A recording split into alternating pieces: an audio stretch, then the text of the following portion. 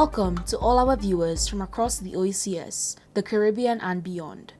Broadcasting from St. Lucia, I am Jameson Alphonse and this is the OECS Yes I News.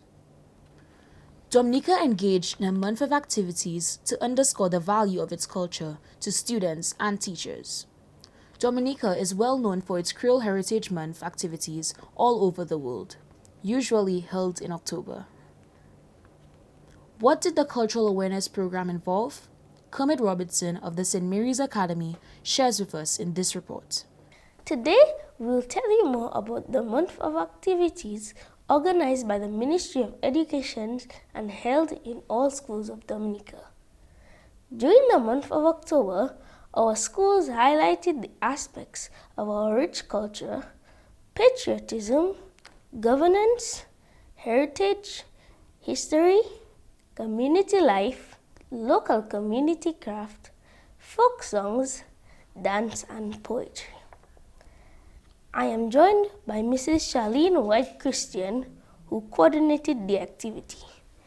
Mrs. Christian, can you explain to us the objective of the month of activities?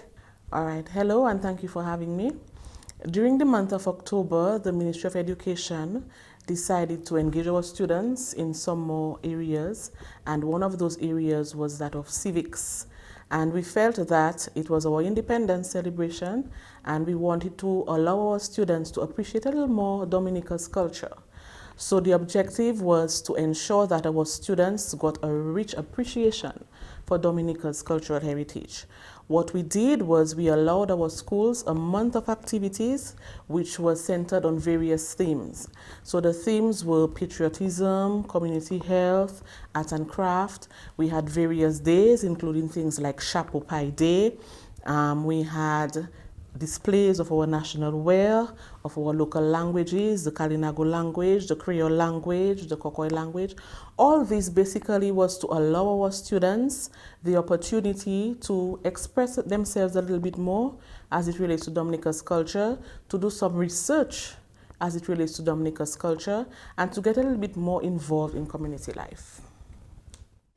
We will now hear from Chanel Zavi, a student of the St. Martin Primary School. How did you enjoy Heritage Month at your school? What were some of the activities held? At the St. Martin Primary School, there were a lot of activities planned for the month. We brought herbal plants and planted them at the school. We were also asked to bring traditional cuisine. Also, each class had a national hero they had to pick from. My class 4-1A national hero was Ophelia Murray. We also had an exhibition at the main school and at the infant section where we had to depict Dominica's national culture. I am Kermit Robinson reporting from Dominica for the OECS Yes I News. Thank you, Kermit. Unfortunately, we did not enjoy such festivities in St. Lucia because, as we reported in the last broadcast, schools were shut down, preventing the usual festivities.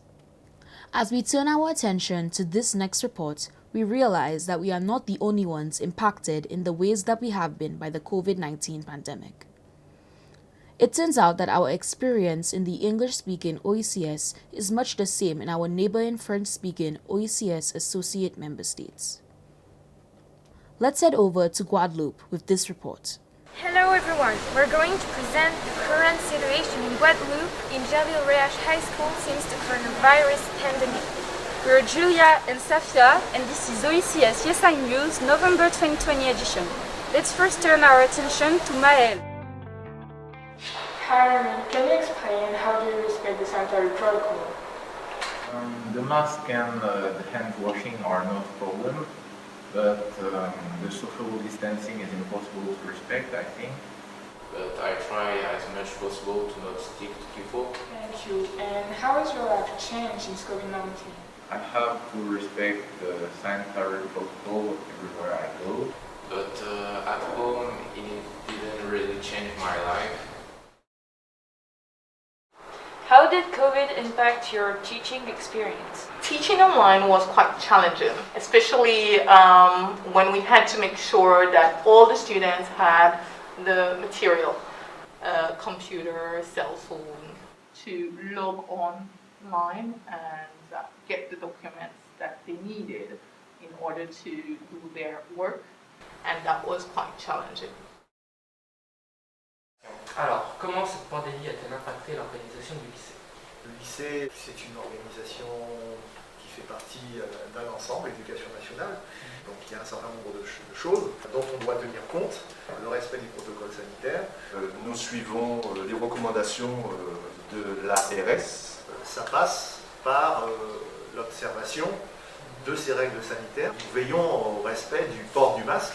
Une organisation également particulière au niveau des circulations dans l'établissement, par exemple à la cantine, de sorte qu'on évite les brassages. What would be the protocol if any COVID cases were to be declared here in the high school?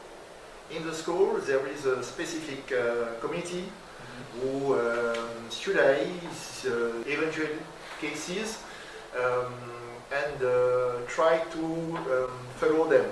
They first inform the headmaster, and there is a protocol specific who's playing it to inform the other members of the community, teachers, parents. We have to keep in touch with people who would meet some other one with COVID, and we inform everyone, and we inform first doctor. We have a doctor here. In this case, we suggest to stay home and a security test. Well, thank you. You're welcome. Thanks to our colleagues from Guadeloupe for this report. It's a real pleasure to have you share in the OECS Yes I News, in the true spirit of regional integration. Elections in St. Vincent and the Grenadines took place just recently, and students there were interested in the conduct of the elections. They were also curious about the impact of the present pandemic on the elections. We have this report from Siandra Scarborough from the CW Prescott Primary School in St. Vincent and the Grenadines. Hello, I am Siandra Scarborough, a student of the CW Prescott Primary School, currently in grade 6. As most of you know, St. Vincent and the Grenadines just finished its general elections on the 5th of November 2020. Today, I'm going to be interviewing a few persons to hear their views on how COVID-19 has made general elections in St. Vincent and the Grenadines different. Mrs. James, how do you think COVID-19 changed the general elections in St. Vincent and the Grenadines? COVID-19 allowed us to introduce some sanitary measures. For example, we had to sanitize the persons as they entered the station. We also had to sanitize the booths and the pencils.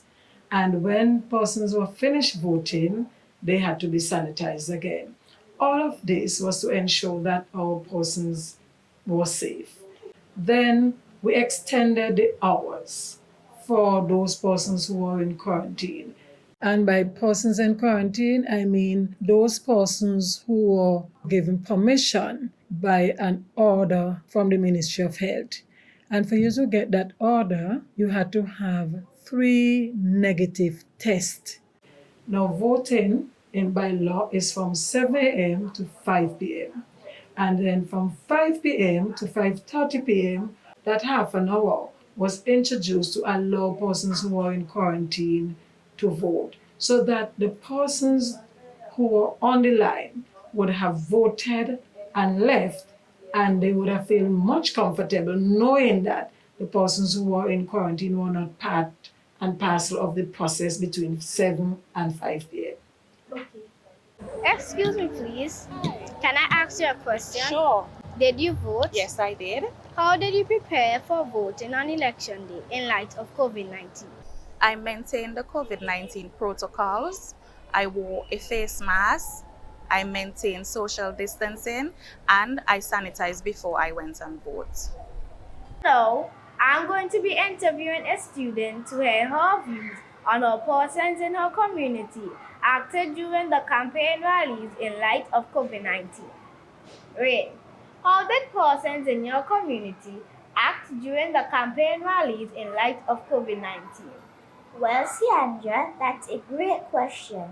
While standing in my neighbor's yard, looking at one of the campaign rallies, I observed that there was no wearing of masks and the people were not practicing social distancing in the way that they should. Thank you, Rain. You're welcome, Sandra. So, there you have it.